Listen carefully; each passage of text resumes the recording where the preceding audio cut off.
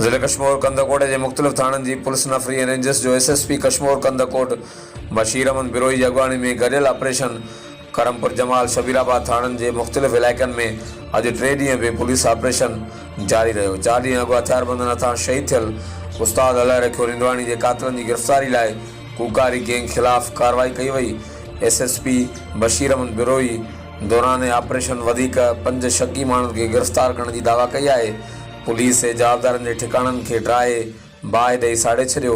SSP Kashmir Kandhkot Bashir Ahmad बिरोई जो चवणु हो त उस्ताद अल्लाह रखियो निंदवाणी की कातिलनि की गिरफ़्तारी ताईं पुलिस कार्रवाई जारी रहंदी।